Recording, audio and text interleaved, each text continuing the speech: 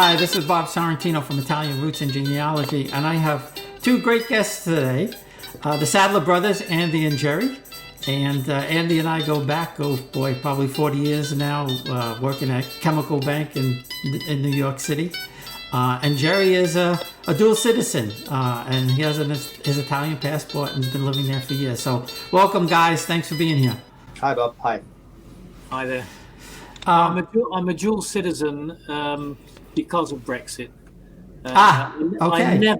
I never took up the possibility, the opportunity, because a UK passport was okay for me. But following Brexit, which I continue to consider the most stupid thing I've ever heard in my life, I need the Italian one to be safe. And incidentally, there's a world classifica, how would you call it in English? A league table of passports, and Italy is one of the top passports in the world, certainly higher up than the UK. It's based mostly on the number of countries that you can go to without. Right, yeah. So, well, I started the process to get my Italian citizenship way too late. I have somebody working on it, but I found out that you could get around the long waits at the consulate if you go live in Italy for 45 days. So I may move in with you for 45 days, Gerry. We'll have to see.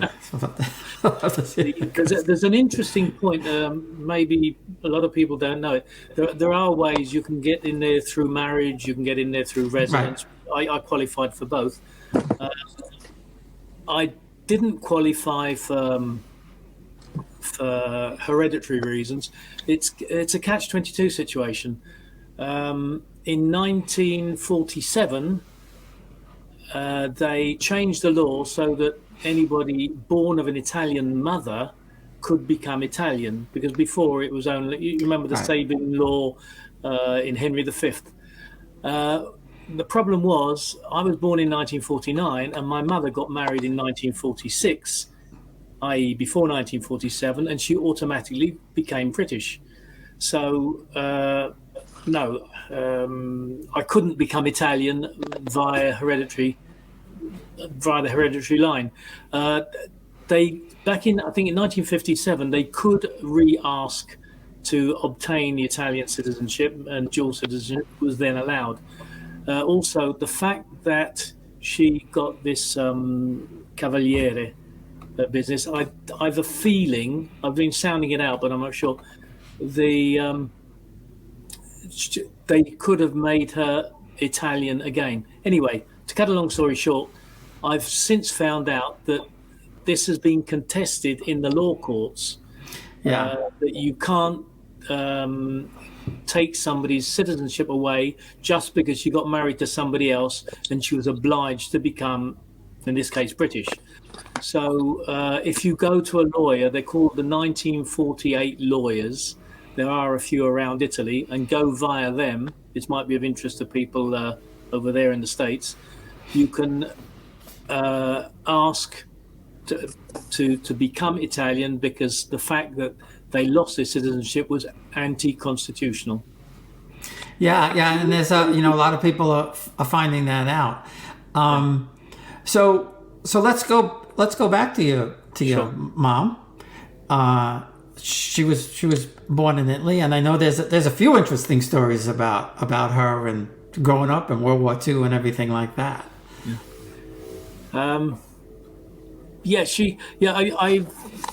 I've often wondered. I've never quite understood why she ran away from Italy. I certainly wouldn't do it. I wouldn't go to the UK. I can appreciate that after the war, there was a tendency to go for the safe haven, but she met my father. She couldn't have met him before the 23rd of April 1945, which is when the Allies reached Verona, and she was in Lecco, which is on Lake Como, which is where I live now.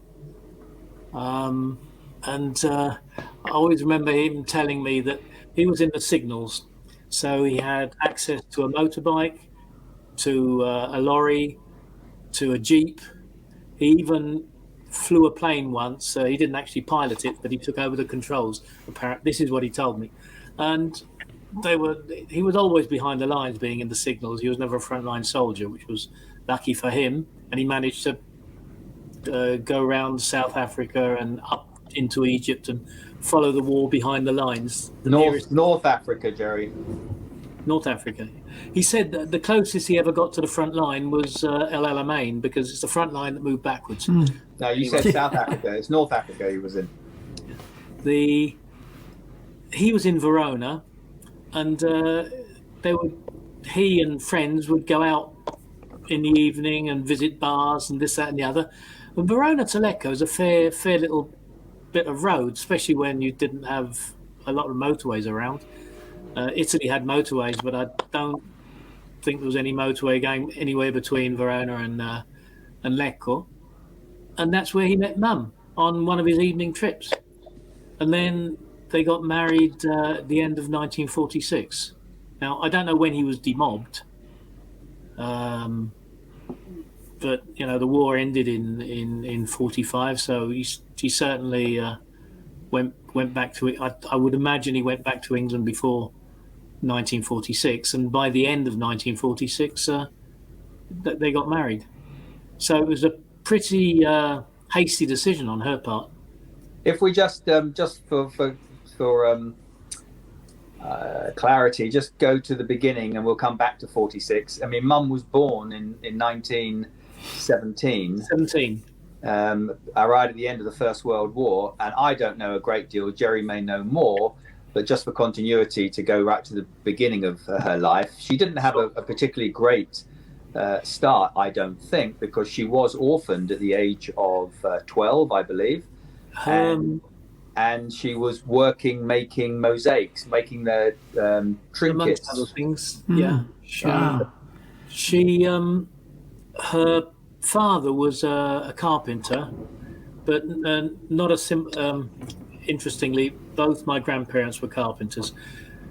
My English grandfather was a rustic carpenter, and he made garden furniture mostly. The Italian carpenter, he had his own company, let's say. I don't know how many workers he had working for him, but he did have workers working for him. And he made antique furniture in Florence to sell to the tourists. So it was somewhat more reproduction furniture. That's cool. Antique furniture. And so people know, this is in Florence, in a little place just outside of Florence called Galuzzo. Yeah. Where the Certosa is in Florence, it's 10-minute drive out of. I don't know if anybody knows of the Certosa. It's a monastery. Yeah. Okay. Yeah. If anybody's in Italy and they drive down the motorway, Florence has got 4 exits. As you come from the north, and you go down, you go round the west side, and you come back under Florence, so to speak, and you can see the Certosa on the hill. That's one of the exits for Florence on the motorway. So Andy, you said she was orphaned at like around 12 or something like that. So who raised her? Do you know? Was she in an orphanage? She had an older brother and an older sister. They looked after her. She was her father died, and a couple of years later her mother died. She always said that her mother died of a broken heart. I don't know quite if that sounds very dramatic, but and yes, there were the 3 of them. The brother was, I think she was about 12, so the brother must have been at least 17, I think, when he died. He was already working in the carpentry shop. They argued a lot, didn't they? The father and well, I heard stories that he was rather bringing because he spent more time playing cards with the other employees than actually doing much work. He was the most simpatico person I ever knew. When I was a kid, he used to send me comics, Topolino, the Italian Mickey Mouse. He used to send them to me in England. I always liked him. When you get older, you find out a bit more. Then yes, he was a bit of a lacy bugger. He was a communist. I remember going to their place one time. They were pretty poor. Do you remember the toilet? Do you remember the toilet in their little place? My God. That was... They weren't the only people who have a toilet like that.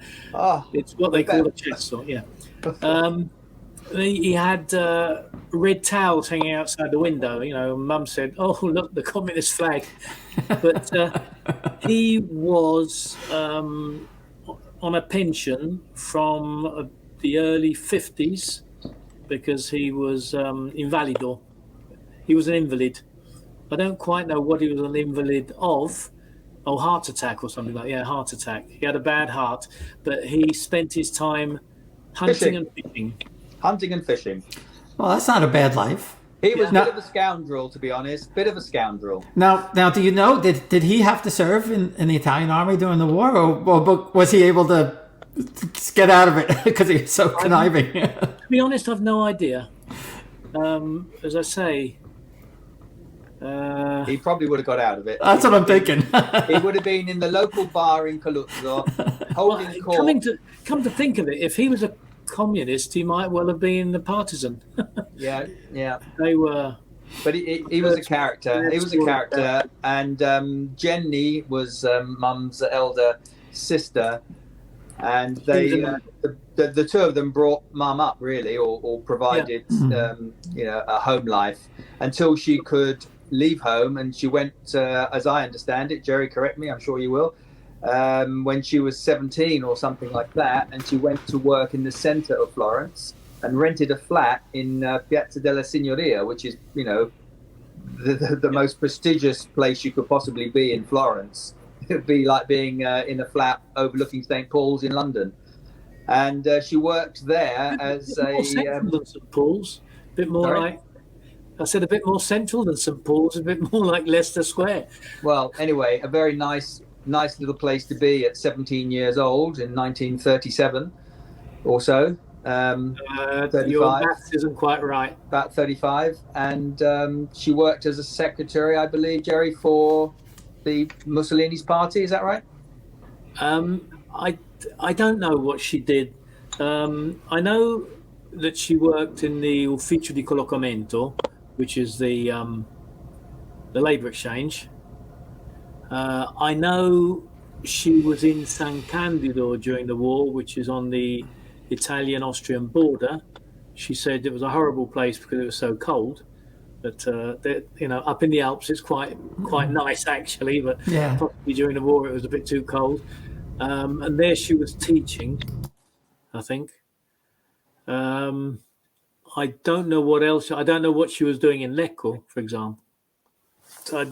Yes, you mentioned the mosaics. I remember her. That's how she damaged her finger, wasn't it? No. The finger happened in England, but it might have been the start of it. The finger happened in England. I've got the same finger. Mum was working in Piazza della Signoria, as I recall, in her late teens, and then the war started, and a lot is lost. We have stories that she was helping the partisans. Gerry, I mean, you know a bit more about this than me. Well, no, I don't know a lot. I only know that she told me that she had helped a lot of people to escape because being in the labour exchange, she was party to information and she would let people know. The cyclist I mentioned in that email I sent you, she did know him. She was a friend of his, and I can believe that because when we were kids, she got him to send us two signed photographs. Yeah, I remember those coming. I remember those. Yeah. Bartoli. And he is well known for having helped. He used to cycle every day all around, telling people get out and this, that, and the other, and warning them, because there was a roundup of the Jews all the time. And this was Mum said as well. She told many Jews, so that could well be true. Yeah, whether there was a lot or just a few, I don't know. But, and this may be why she escaped Florence, or she escaped Milan. Well, this is the one Mussolini thing I've always was pondered. hanging upside down with piano wire, because she was in the square when Mussolini was hung upside down. She was in Milan? Yeah, she was in the square. She told me that many times. Yeah? She was there. And I, putting two and two together, she must have, because didn't the remaining Italians that were the Mussolini supporters that were still around, didn't they try to go to the north to create a Lombardy sort of breakaway state? Wasn't that the plan at the end of the war? That was before. Okay. When he was hung up was a lot later. He was trying to go to Switzerland. Why he took the route up the lake, I don't know. I thought it would have been easier to cross over in Como to Chiasso. But he was caught, wasn't he? He was caught by the partisans. Yeah. He was stopping in. He stopped in a villa up in Dongo, which is almost at the top of the lake, more or less where we had our caravan when the kids were very small. Now they took him down to Milan to execute him. And they dragged him down to Milan, yeah, and hung him up. Well, Mum said she was in the square and saw it. Yeah. Now. Yeah, that's really interesting. Yeah. Why she escaped why she then went up to Lecco and ended up meeting Dad. No, I think is Chemical Bank's game. I'm not sure of the dates there. I can look that up. It'll be, I'm not sure the date when he was actually strung up. I think it was 45. Well, yeah, it was. I'm trying to remember. I can't remember if it was before or after. I think it was actually after the war in Germany ended, but I'm not positive. I don't remember exactly when they caught him. But he was an interesting character because, before he became this fascist kind of, wanting to attack, Ethiopia and all of this nonsense, he actually did some pretty good things in Italy. Well, the trains ran on time, right? Exactly. We need him here in New Jersey because they don't run on time here. That's the old joke. It's the one thing he did. The trains ran on time. No, it's not the one thing he did. There's also the area in South Tuscany, which was a bog, and that he made that habitable. It's the age-old thing with a dictator. You need to get something done, you get it done. You don't have to go through all the hassle of going through the lower house, the upper house, and back down to the lower house. Interesting, the death of Mussolini was on the 28th of April, 1945. Now, as I've just said, the Allies reached Verona on the 23rd of April, 1945. So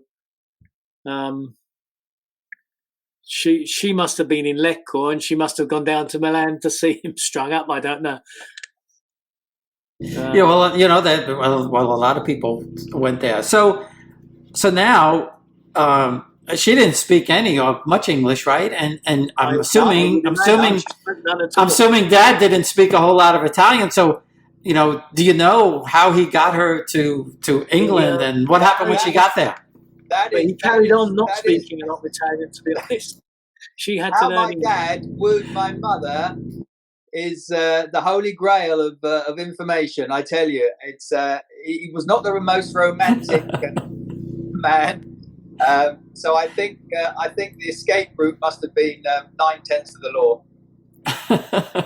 Well, they wrote to each other. When Dad died or when we found their letters.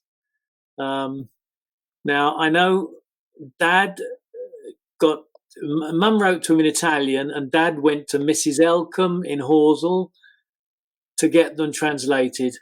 Yeah. And Mum would have received letters in English, and I don't know where she went to get them. Somewhere one of the ones that really made me laugh, and to this day, I'll go to my grave laughing about it. When Mum made her way over to England, and it took 3 days, she was in receipt of a letter from Dad telling her that when she got to Woking to pick up a hansom that would and direct them to Horsell. Well, Horsell is about a mile away from Woking. You would have thought that after 3 days of travel, he might have met her at the station rather than getting a hansom. Yeah, the thing is, she didn't have a cell phone to call him. Otherwise, he would have had to stand there for days. I know. I realise that. It just made me tickle, because we wouldn't even say a hansom these days, would you? You'd say, in fact, you'd say an Uber. Yeah, right. That's right. You wouldn't even say a cab anymore. That's right. Americans don't know the difference between Woking and Dorking anyway. So I fully understand that. Yeah. Yes, that would have been if she had ended up in Dorking. I don't know what she'd have done. Yeah.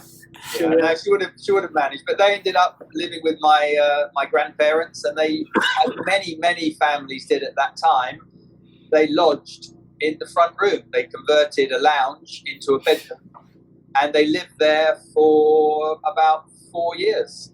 And Gerry was... I would say even more, because she turned up in 46, and until she was married, they surely had to be separated. Yeah.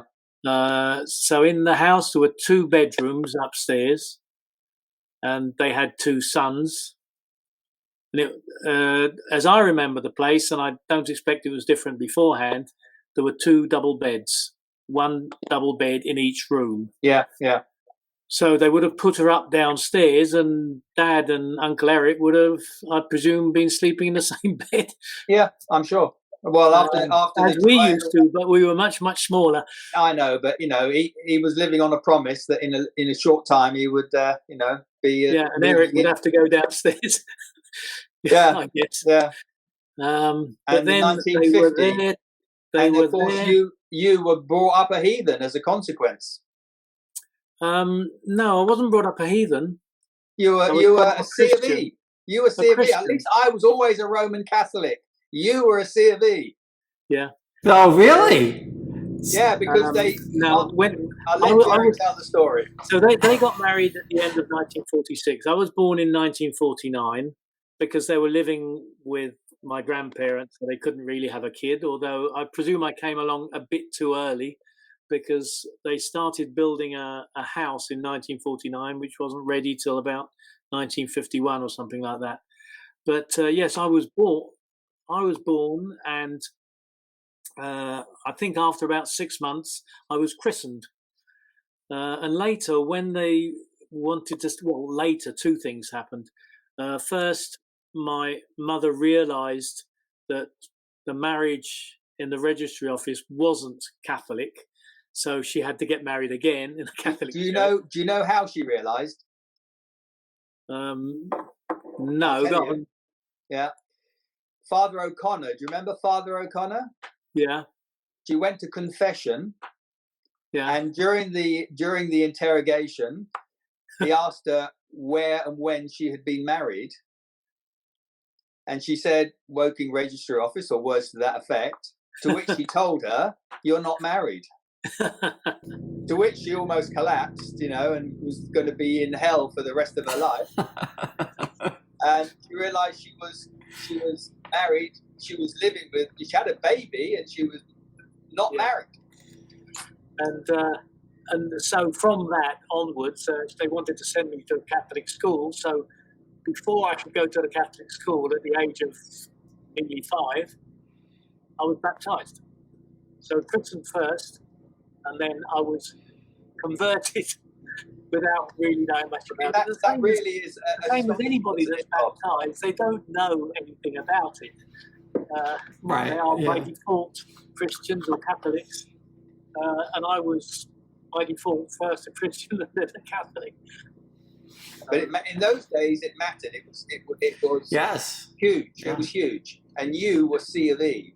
And I still, knowing how devout Mum was and her 100% belief, it must have been one hell of a shock to be told, she was going to Catholic, a bit naive in a way, I imagine, to go to a registry office and get married, and then not realizing you're not married. I mean, that's a bit naive.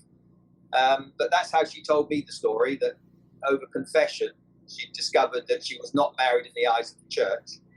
And they quickly had to, but obviously our grandparents were dyed-in-the-wool British Protestant, and Mum was not really accepted. When she came over and they went to live, as I understand it, and Gerry, you'll know better than me, our grandparents on Dad's side, Mum never got on with Grandmum, but grandfather she did get on with, but they were both Protestant, and they were not going to have, A, Mum had been on the losing side, and B, she was Catholic.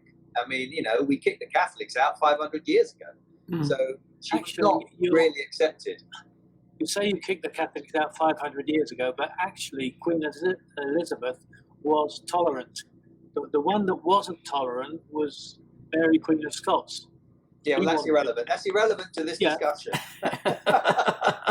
But as far as Catholicism goes, they were accepted under Queen Elizabeth. Yeah, but not by our grandmother. And I'll tell you an interesting story. Here, I guess it must have been around 1964, 65 or something like that. My cousin was marrying a Protestant in New York, and they allowed them to get married at the Catholic. Now listen to how strange this stuff. This is really crazy stuff. They were allowed to get married in the Catholic Church under two conditions. The first one was they could not be. Well, the first one was they couldn't be married at the altar. They had to be married behind the altar rail. So back then they had the rail in front of the altar and normally you would walk up to the altar and get married. They had to get married there. Who knows why? And the second thing was they had to promise that they would raise the children and baptize the children Catholic. Right. Yeah, I know that rule. Yeah. But the whole altar rail. I mean, does it really matter where you are? It doesn't matter. Crazy. My friends Bruno and Adriele. Yeah. Anyway, when we've been to England with them, she goes to mass every day if she can, and sometimes she manages to drag him along. He's not really interested. Anyway, I took them to a Church of England service, and she was quite impressed. She said, "But it's the same. It's the same as going to mass." Yes, it is. Well, we let's not get into theology, but it's all a bit. We're talking about Italians and no, but if you want to get into theology, there is a huge difference. Not that I necessarily agree or not agree, but it's the transubstantiation that makes the difference. Yes, I know. I always say to her, the difference is it doesn't become, it represents. But anyway, which is the big difference. That mum was devout Catholic, and you were brought up as a heathen for 5 years, and it does always tick. No, it's not a heathen. It's a Christian. But I do want to ask you, I mean, there were not a lot, but I know in previous years, and from what I read, there was Italians that migrated to England before. And I'll tell you one thing that I found when I was researching Nicole.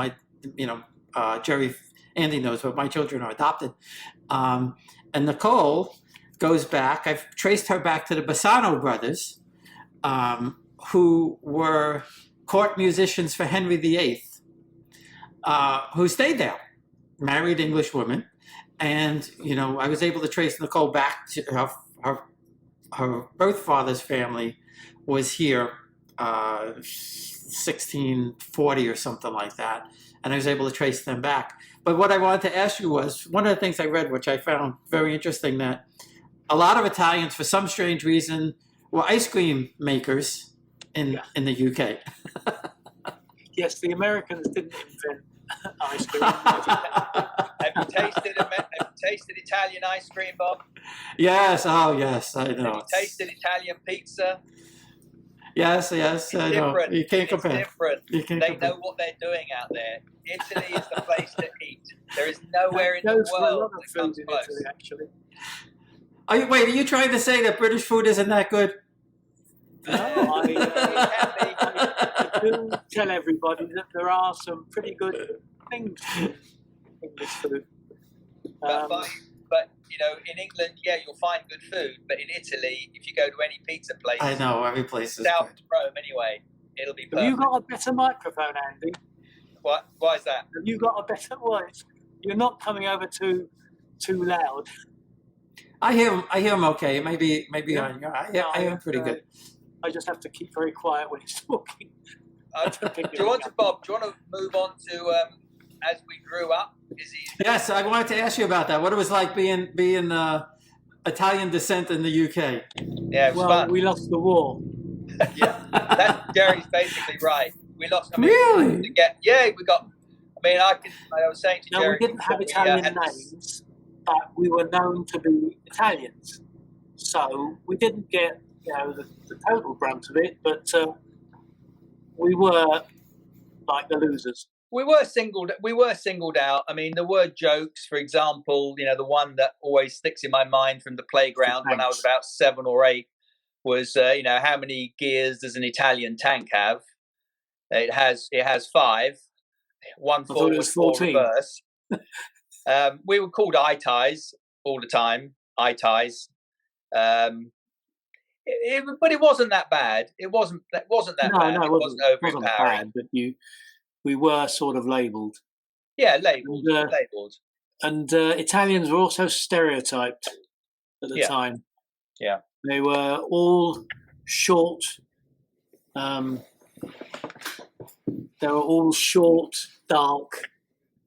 I guess it's because most of the Italians they'd seen. I think it's because we were better looking. I think that's probably what it is. But Bob, how did you know that I had the Italian heritage? You wouldn't have known.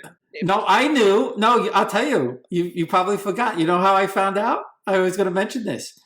I said something to you about being Italian, about my grandparents or something like that, and you were you did a whole string of Italian to me, and I went, "Where'd that come from?" that was back in FPD. Yeah. All right. Yeah.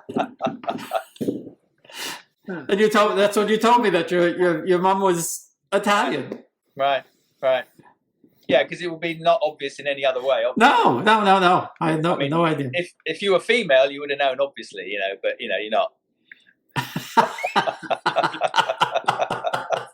That's the old joke about being half English and half Italian. Yeah, I always tell people I'm half Italian from the waist down. Normally gets a crack. I didn't know that. I didn't realize that. But it's true. It is true. So you could just about. I'm 100% Italian. So you could just use your imagination. Are you first generation then? I'm second. My father, he and his not the oldest sister were born in America. His 3 other siblings were all born in Naples or Circolo. And both my families came in 1915. I still can't gather why my grandmother, my father's family came, only because my grandmother had these noble roots and nobody else came except for our aunt. The only thing I could think of is that her uncle was supposedly an entrepreneur, and they came in 1905. So I think they must have said, "Come to America, we'll start you up in a business," and all of that. My mother's family, my grandmother, they came to America same time. World War I had just broken out. My grandfather had fought in Libya in 1911, and my grandmother said, "You're not fighting in another war. We're going to America." I think her brother was here. I think they were going to go back. they left my uncle with his grandparents. He didn't come to America until 1955. Hadn't seen his parents in 35 years, and never met his brothers and sisters. Wow! But he didn't have to fight in the war because by that time he had, I think, 3 or 4 children, so he was exempt from going into the war. It's interesting because, like I said, people don't realize that, and Americans, there were a lot of Italian war brides in America also, but we were stigmatized in other ways, some of the ones that you mentioned, but never about the losing of the war, because like I said, my grandparents were made illegal aliens or enemy aliens, actually, not even illegal, enemy aliens.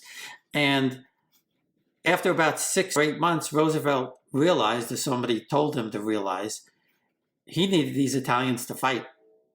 Yeah. So they had to take that, they had to do away with it, because, I mean, even when they did it, by the end of the war, my grandparents had 4 children in the Army and Navy. And they had to do it with the Germans, they had to do it with the Italians, and they even did it with the Japanese. And the difference was the Japanese, they didn't send to the Orient, they sent the Japanese to Europe to fight, where the Italians, understandably, it didn't matter. There were so many of them. The Italians, a hell of a lot of the Italians were against fascism. And that's where all the partisans came from. So, if you enrolled Italians into the army, they would be coming to help liberate Italy. The interesting thing about it is they did put Italians in some of the camps in America, but mostly on the West Coast, around San Francisco and everything. Not so much on the East Coast. And in fact,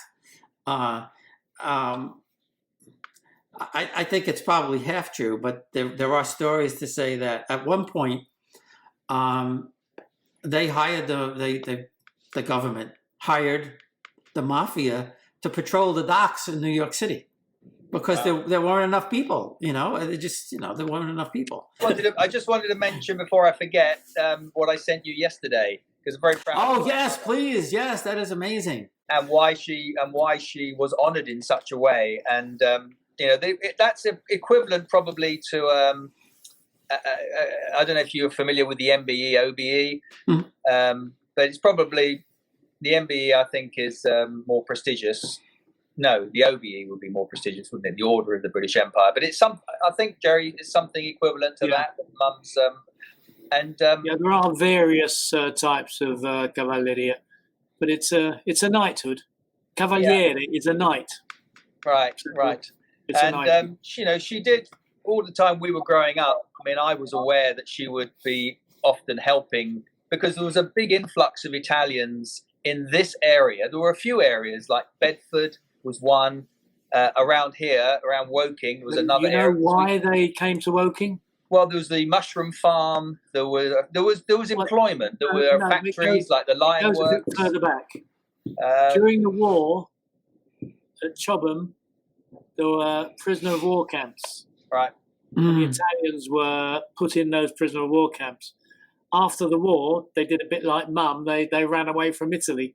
But down in the south, there wasn't a lot of work. And so they came to England, where they'd been working in the market gardens during the war, because they were in prisoner of war camps, but they were also working in the market gardens. And where you bought your first house used to be a huge market garden. Oh yeah, I used to play on it before it was a housing estate. I used to play on that place with Mark Williams. I never went into there, but it was a pretty big area. Yes. Oh, huge. And the workers used to take a raft, a little hand thing operated with a rope, across the canal. We used to pull it the wrong side, and we used to play on that nursery all the time. And yeah, Gerry's right. I bought my first house when they turned that whole massive agricultural land into a housing estate, and then 3 months later, promptly moved to America. But that's another story. But yeah, Mum was rewarded or recognized for the decades of help she gave to those Italians, especially in the 50s and 60s, where maybe they would have a court case for parking fine or whatever it might be, and she would represent voluntarily these people in court. She was contacted a lot of the time to help with translations when they'd hauled somebody in, maybe at the police, and or if they were, I don't know, missing documents and things like that, etc. But she found work for people, didn't she? She helped a lot. And she was she wasn't particularly educated, as we said. She was orphaned at 12. She was working, but somehow she educated herself, and she had a 40-year career as a teacher. And there are through generations now, if I go around Woking into a coffee shop and I mention my mother in any way, la professoressa, la Fiorentina,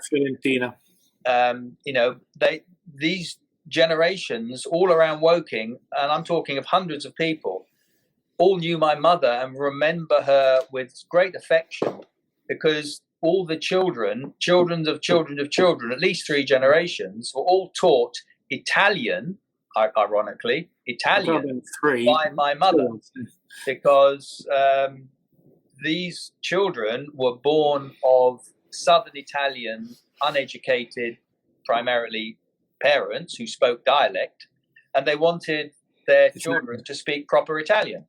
So she managed to teach all of these people Italian, but not her younger son. Yeah. I knew that was coming. That's an old one. But well, I haven't been able to teach my grandchildren. My son knows a fair bit of English. Would you believe on St. George's Day he's taking an English exam to see if he can qualify to be an English teacher over here? But he's picked it up. My son, since the age of 17 years and 11 months, has lived in Leeds, in Rotterdam, all over southern Spain, Marrakesh, Mexico, Guatemala, and India. Wow, that's great. A couple of years ago, came back here. Yeah, they didn't teach us either, and somebody mentioned a little while ago, in the States, the Jewish parents would send their kids to Hebrew school on Saturday, and the Polish would send their kids to Polish school. A lot of not that I wanted to go to school on Saturdays to learn Italian, but I wish I did, and I wish they had something like that, because to your point, a lot of it was they wanted to forget about Italy. They wanted to assimilate so badly that they didn't talk about Italy. I mean, maybe if you asked, but I want to ask you one question about the Italian prisoners of war. Were they allowed to stay if they wanted to? I guess so, because a lot came back. There was a big community in Woking. When I left in '74, I remember there was about 2,000. The community grew so much that the priests would come down every Sunday to do mass in Italian, and they still do. That took off, and it carried on. Wow! We organised feste. I remember helping out. I was drawing out coupons for a drink and a sarnie thing. We had a football team, an Italian football team. I played in as well. So yes, there was quite a community. As I said, they were mostly Southern Italians. I remember one guy who played football. He was tall and blonde, but when I chatted to him about it, he says that I come from almost in Yugoslavia, up at Fiume, that part of the world. So yes, he was Italian, but he wasn't the stereotyped Italian which people thought of as Italian. I live up in the north. It is different. I know it's different. Yeah. Talking about prisoners of war, Bob. Just a very quick story. A lady came over here in 1953, I think it was. Cut a long story short. I love her very much. She's like my mother. Her name is Victoria, and she came over at the age of, I think, 16. And she was recruited as effectively an au pair. she'd grown up on a farm, never been educated, worked on the field since she was 5 years old, and she needed a way of escaping. And she was from Abruzzo, is it, Gerry? Abruzzo, I think. She was from Abruzzo, certainly that area, a very rural, very rural backward area. I think she was the offspring of the manor of the house man, and I heard that story too. Yeah, so she was, she was the product of an illicit liaison, shall we say? Yeah, and she worked night and day, hard on in the fields, and at about 15 she was in the little local village town, whatever, and this man was coming through trying to recruit people who wanted to come and work and live in the UK, effectively like an au pair. And she followed it up, and she came to England, and she went to a couple of places, and then she was a lodger with us. Sorry? She was a lodger with us at one point. No, I'm going to explain very briefly, if I can, what happened. She came over, she worked in a couple of places, then she got, funnily enough, have you heard of the John Lewis Partnership and Waitrose? No. Think about it. All the time you were here in England. John Lewis? I know that I recognize Waitrose, yeah. Well, Waitrose is part of the John Lewis Partnership. Anyway, it's a huge, it's like Marks and Spencer's. It's very big. Oh, right, okay. UK company. Yeah, I remember Waitrose. Vicky ended up working as a housekeeper type arrangement. She had to wear the black uniform with a white frilly apron in a big house here in Woking for John Lewis of the John Lewis Partnership. Ah, okay. And the person who got her that job was my mother. And ever since then, they became friends. And to this day, she was my godmother. And to this day, I see her regularly. I spoke to her yesterday. I see her every week. She's 92 now. And an example of how my mother helped and how those relationships lasted. Wow, and that's fabulous. Point of the story is the prisoner of war camp question. So my parents had a lodger to make ends meet when they managed to build the house that Gerry talked about earlier on. And so to help pay the modest mortgage of £4.06 a month. I thought it was £2.06. I used to go and pay it. I used to go and pay it every. So did I. Yeah. We had to cycle down once a month, and it was the end of the road. End of the road. It was £4 and a tanner, £4.06. That's how I remember it anyway.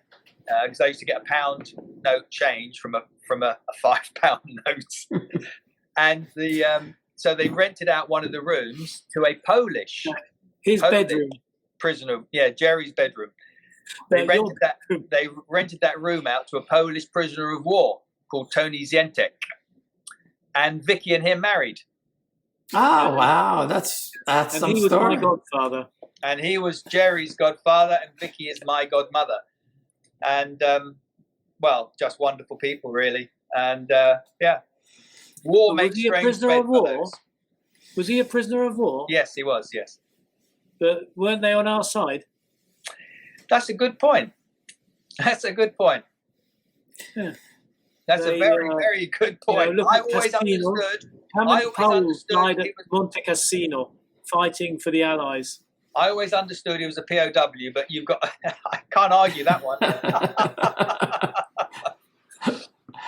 And in fact, talking about going back, as you said, Bob, I mean, Gerry's in Italy because Mum was going to go back to Italy. Yeah. Well, partly with that. And she never did. I brainwashed as a kid. Like Saturday mornings when I was at home in the kitchen and Mum was cooking and that, and she went on and on and on about Italy and looking out of the window at the grey skies and saying, Cielo azzurro, manca la cielo azzurro. I was brainwashed into wanting Italy. I certainly remember my holidays here, and I wanted to come out. I would have done anything to come over, any sort of job. And when I got into the dealing room at Citibank, I thought, well, that's the end of that. I'm not going to go to Italy. And this offer came up, and I certainly wasn't sure that I was going to take it. And after I took the interview, I went back to the flat there in London where I was sharing with Stuart and the others. And Stuart asked me, "Well, are you going?" And I said, "I don't know." He said, "How much are they offering you?" And I told him. And he said, "Well, you're a bloody idiot then." Don't know. At the time, my annual salary going from being a teller into the dealing room had gone up from £1,050 a year to £2,250 a year pounds, and I was offered in Italy to go to Italy 12 million, which at an exchange rate of 1,360 lira to the pound was about £9,000. She worked as a secretary at the BBC for Ruggero Orlando. But do you know of Ruggero Orlando?